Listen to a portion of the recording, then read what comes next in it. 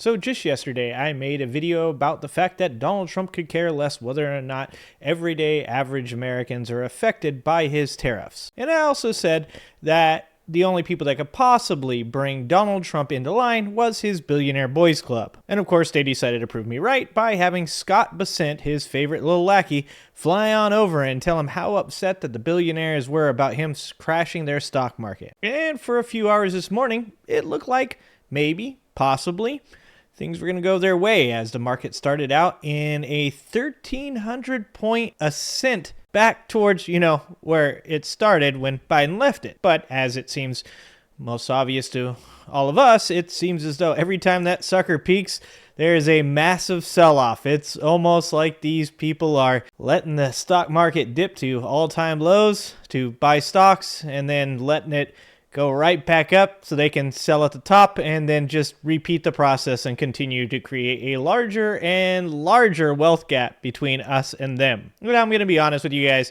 at this point I'm kind of envious because I would like that to be the same gap between me and Donald Trump, so far away that I don't know that he exists. And of course, the Dow ended up being in the red by the end of the day, finishing somewhere around 37,600 points, making its way back to 2023, just like the rest of us wish we could. But of course, there is at least one chart that has stayed green since Donald Trump has been the president, and that would be the VIX, the Volatility Index. And this, of course, is the index that people use to determine whether or not, they should get the fuck out of Dodge. And the VIX is currently approaching levels not seen since, last time Donald Trump was in office. And before that, it was a housing collapse. So maybe this being green isn't that great of a thing for us Americans that actually get affected by, recessions. And it does seem as though the billionaires aren't exactly super happy with everything that Donald Trump has done so far.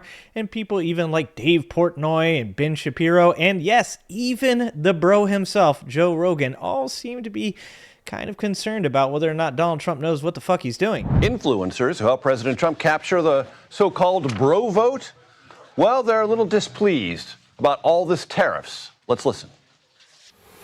I'm down $7 million in stocks and crypto. If this was Biden and he did some sort of scheme like this, a test scheme, what do you want to call it? He did tariffs and he absolutely tanked the stock market, he would be getting crucified. In front of the line would be Trump. It is a tax paid for by Americans. So this is a massive tax increase on American consumers. That's what it is. 5 seconds, they just start squaring off. Yeah, why are we upset at Canada? This is stupid. Is this over tariffs? Yes, 100%. They booed us over tariffs. Man, do they love a good winter sport up there. We got to become friends with Canada again. We have to, I'm down. This is so ridiculous. Canada. I can't believe that there's, anti-American and anti-Canadian sentiment going on. It's the dumbest fucking feud. Is there anti-Canadian sentiment? Yeah, there's a lot of idiots that now think that they're our fucking enemy. Okay. Why are we subsidizing Canada? Right. Well, how come they don't have their own military? Well, they don't, so let's just deal with it as it is. Well, me and Joe Rogan definitely agree on one thing, and that is there are a lot of dumb people, and the dumbest of all of them is in charge. And at this point, we can't put anything past this administration, not even potentially using ChatGPT to determine the formula for the tariffs. That's right, some people have actually plugged in the question, how should I tariff these other countries? And ChatGPT, Grok, Gemini, and Claude all gave answers similar to the one that Donald Trump has used. Don't believe me? Take a look at this prompt to ChatGPT. An economist named James Surowiecki said he quickly reverse engineered a possible explanation for the tariff pricing. He found you could recreate each of the White House's numbers by simply taking a given country's trade deficit with the U.S. and dividing it by their total exports to the U.S. Have that number and you get the ready-to-use discounted reciprocal tariff. The White House objected to this claim and published the formula it says that it used. But as Politico points out, the formula looks a lot like a dressed-up version of Surowiecki's method. In case you weren't sure, Surowiecki calls this approach extraordinary nonsense. And if you think that sounds dumb, yeah, it gets dumber. You see, it seems as though Trump's tariff formula used the wrong value in its calculations. A conservative think tank says This whole thing was rigged. They found the White House measured retail price elasticity when it should have used import price elasticity.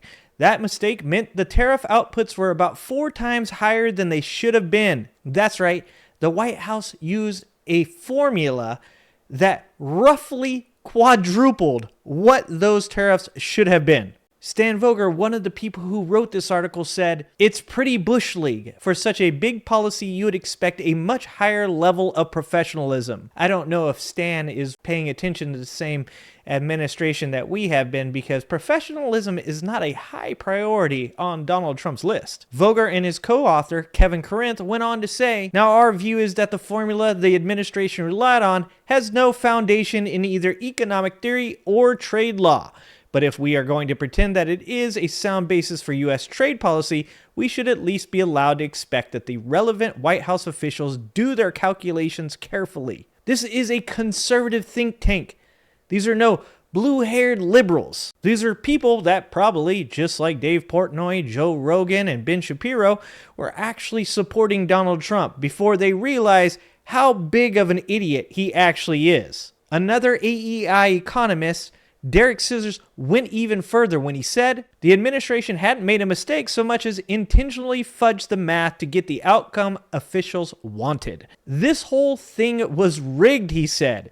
It was a manipulated way to get very high tariffs because President Trump wanted to announce very high tariffs. And then they said even without the error, the formula was dubious. It does not make any economic sense. The trade deficit with a given country is not determined only by tariffs and non-tariff trade barriers, but also by international capital flows, supply chains, comparative advantage, geography, and etc. And of course, the White House got back to them with a, "What are you talking about, bro? Do your own research," saying that if it was up to them, the tariffs actually would have been even larger. And in response, one of the people that they cited as a source in their report had to clear up his own name by saying, "It's not entirely clear how they use our findings.